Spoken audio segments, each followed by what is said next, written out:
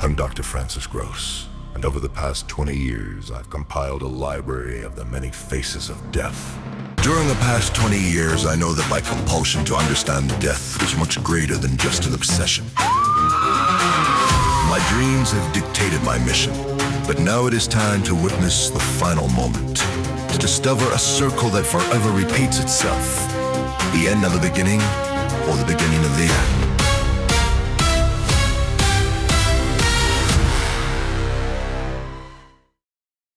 Strapped to a seat that you will never leave alive, you are now forced to watch the Beyond the Film podcast. How are you, Ryan? I'm doing great. I like your little Mario jump there.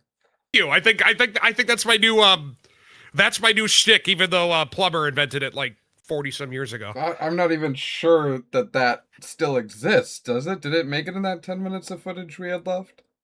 I don't know, which suspiciously got deleted, by the way. Just want to say, you guys will never see it, but I totally cooked him in a debate, and he unfortunately just does not want that out there because he doesn't just want to handle the sheer embarrassment. I'm actually sorry. I was actually very kind in the footage that I recorded without you. I thought I summed it up pretty well, and I gave you still a voice, so I'm sorry. He is using his kid as a cover-up for his failure in a debate, and he is taking his kid's cuteness and using it to his own advantage. And I think that's here. I spent 9 hours of my life trying to bring back that footage, and guess what?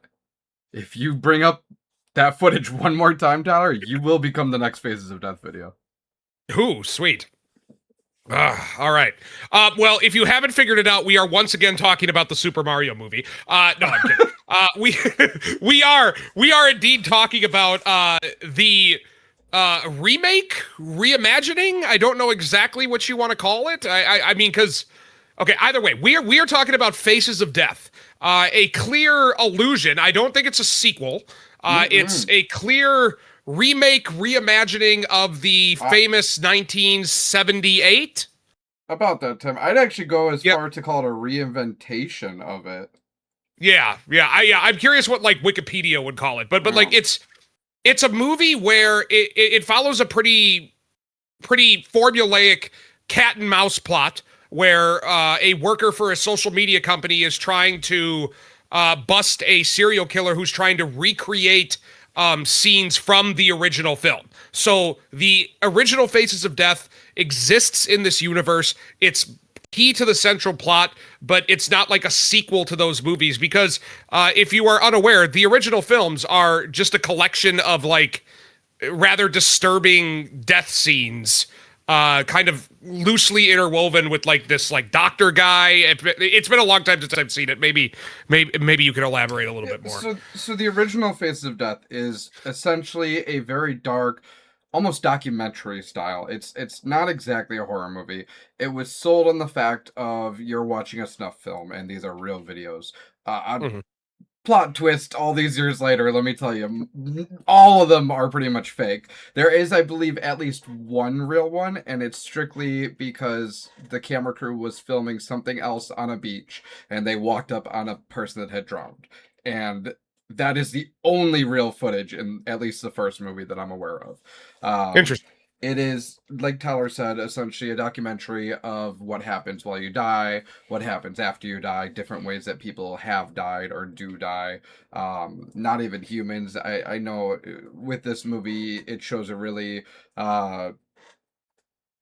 prolific scene of like a restaurant in another country that uses a hammer to crack open a monkey's skull to eat their brains. Different real world stuff that they then faked later on. But yeah. So the movie is kind of relying on your prior knowledge that this film at the very least exists.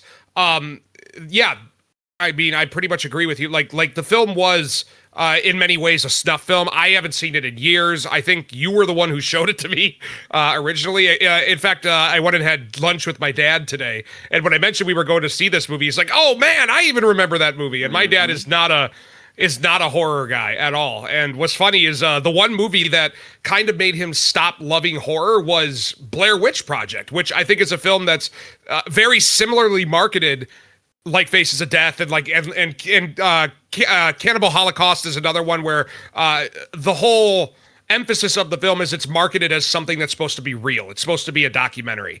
And my dad fell hook, line, and sinker for the Blair Witch Project hype, by the way. And he thought it was real, was convinced that it was the scariest thing to ever exist in all of humanity. I'll be honest, your dad's like valid, because my wife is terrified of Blair Witch. It is the one movie. My wife is a horror fan. She is terrified of Blair Witch. Like, we can't watch it without her having nightmares the same night. Yeah, it's an effective movie for what it's trying to do. I don't think it's aged very well, and I think watching it knowing that it's a fake movie, it doesn't have the same kind of punch, Agreed. right? But like, it's a movie that I very much respect more than I like, if that makes sense. I think that it's gained more traction and likability with sequels, and I'm not talking about Book of Spells or whatever it is. I'm talking about was it 2016 they did a sequel, and yeah, that they originally I remember they advertised that movie as The Forest, and then like a week before it came out, it's like, surprise, this is a Blair Witch movie. I'm like, okay, that's kind of cool. The video game translates the world really well. Even the Hunt a Killer boxes, which I've done with my wife, are really fantastic, and the lore that's brought through those is really good. But this isn't the Blair Witch. No. No. The last thing I was going to say was that I actually think Book of Shadows is better than the Blair Witch movie that came out in 2016. Okay, now we're not talking about Blair Witch anymore, because that'll cause a fight. Yeah, that's fair. Okay, yeah, so Faces of Death. So this movie, as I said before, is not the documentary style document of death, right? It's very much a pretty prototypical horror movie narrative where a girl who works for a social media company played by Barbie Ferreira, who you may recognize from Euphoria, is responsible for like checking videos to see if they like adhere to like the company's guidelines. So she sees a lot of screwed up stuff, and when she notices that a lot of these videos that are being posted by this serial killer played by Dacre Montgomery, who played Billy in Stranger Things, appears to be real, she kind of like takes it upon herself to kind of investigate and try to bring him down. So Ryan, what did you think of this movie? Okay, so this is going to be a hard one. I really like the premise. I really like the idea of the movie. I really like the movie itself, but I'll be honest, the biggest flaw in the movie is the lead. I despise her, and I never hate people. It's not even the acting. It's the character is just written so poorly, and the choices that the character makes are just so ludicrously out there that it almost takes you out of the believability of the film. But besides that, like, Dacre is a fantastic slasher. I am honestly probably one of the best slasher movies we've seen of the year, and that's going up against Scream 7. More meta than Scream 7 too. Yeah, I was about to say, do we want to talk about how we both looked at each other in the theater and said that this movie was better at the meta commentary than Scream 7 was? I don't think we've ever agreed on something like that, and it was just instant. Nope. Yeah, 100%. So yeah, anything else before I go? No, I'd say that just pretty much the lead. If they would have put anybody else in that lead or written the character a little more competently, I think that it would be a lot better of a film. But I'm curious to see what you think about it. Yeah, I went in with virtually no expectations. I saw Faces of Death years ago.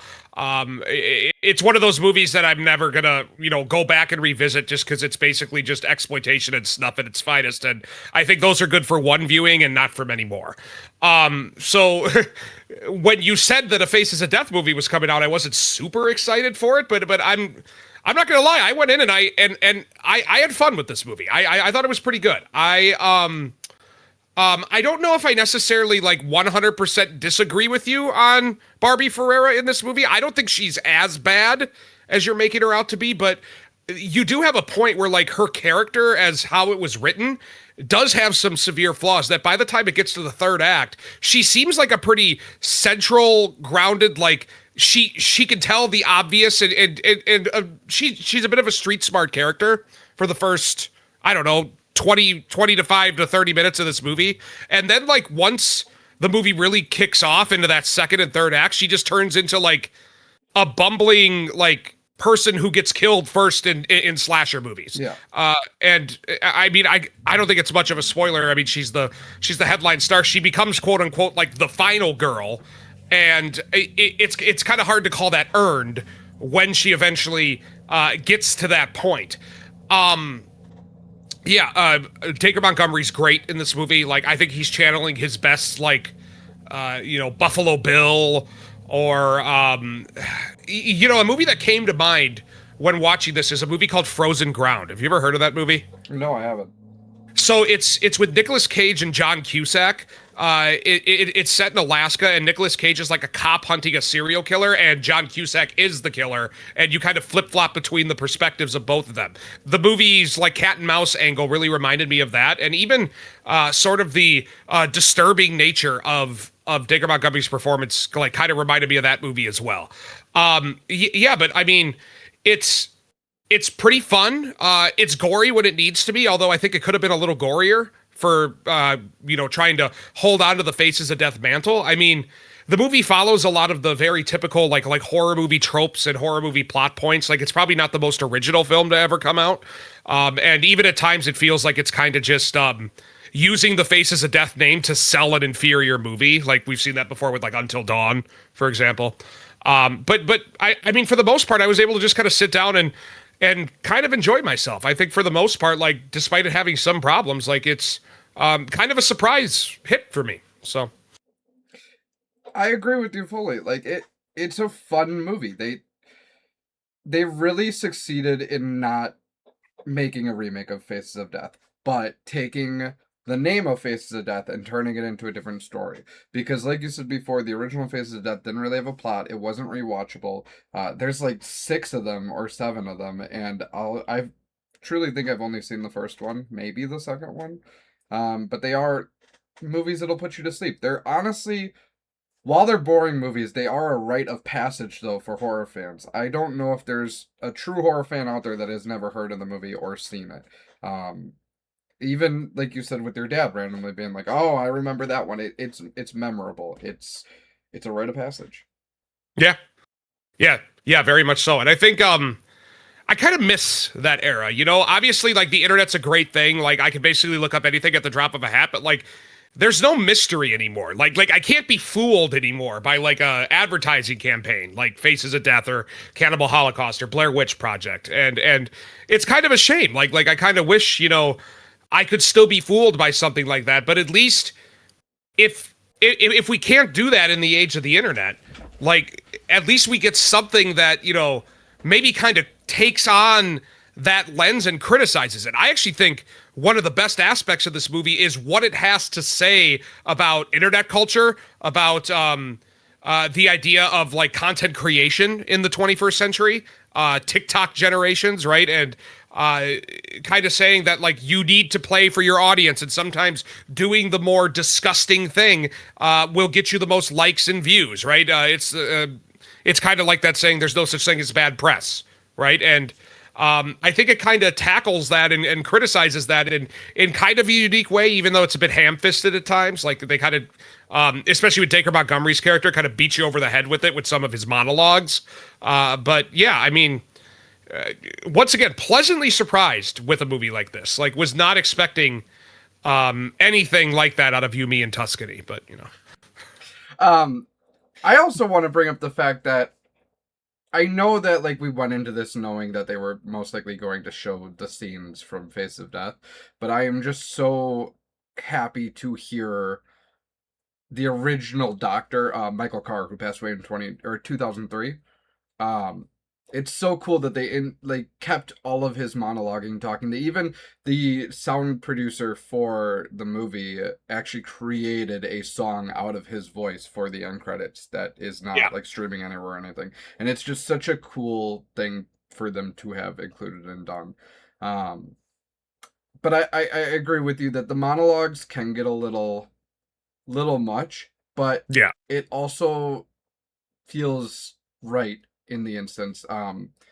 There's one monologue that really sticks out that I think is really cool to add, and I think I want to go into spoilers for a quick second here if you want to skip Yeah, over sure, it. that's But fine. specifically the scene where he is talking about how the people love him, the police love him because it gives them a job to do, and Mhm. the news loves him because it gives them something to report on. Like it is That's what I just thought you were gonna do. Yep. it's such a cool idea for, Mhm. like you said, a Buffalo Bill style serial killer, Yeah. to have that mind thought and like put that in a slasher film, because Well, like we don't even see it enough.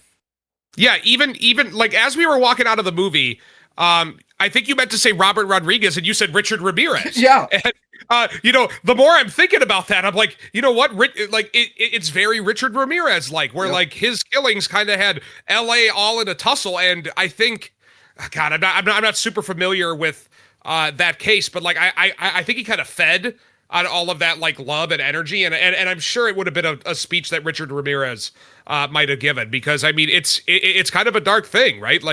Like so many industries, I guess, are reliant on serial killers, and to twist that into his own understanding and reasoning for what he's doing is quite an interesting angle. So yeah, I mean, once again, I mean, this movie very easily could have just been a mindless slasher, and maybe it doesn't perfectly succeed at its social commentary and meta angles, but at least it's trying something. Yeah.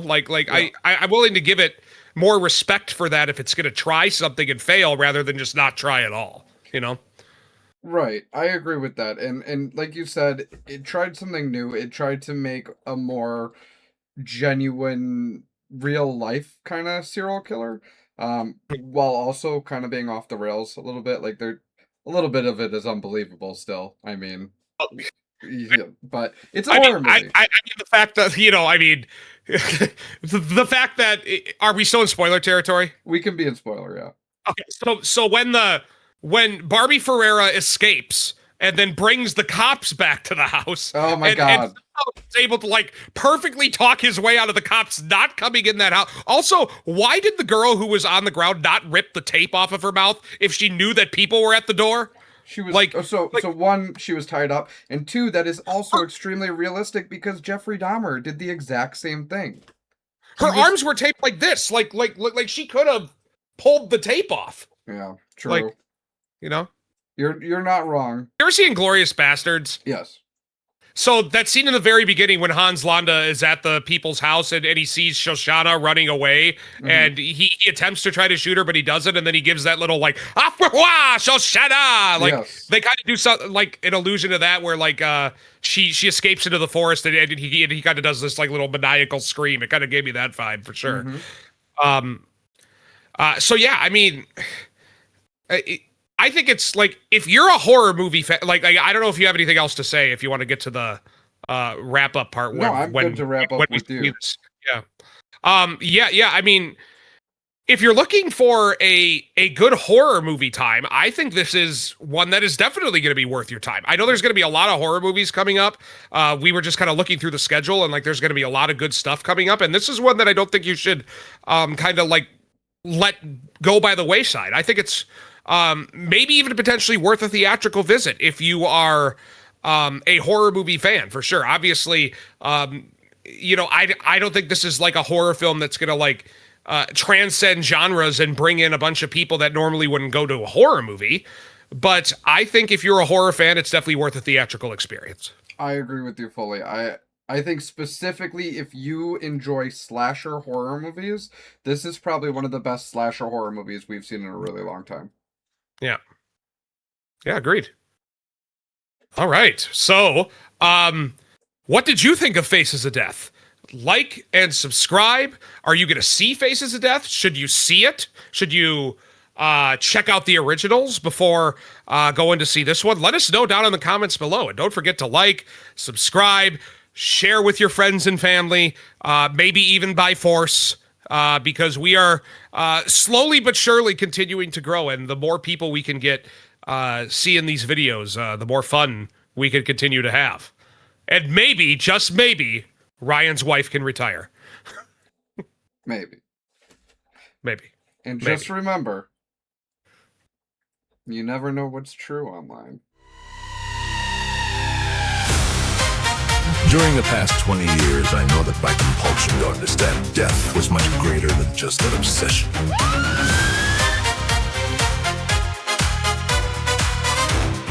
My dreams have dictated my mission.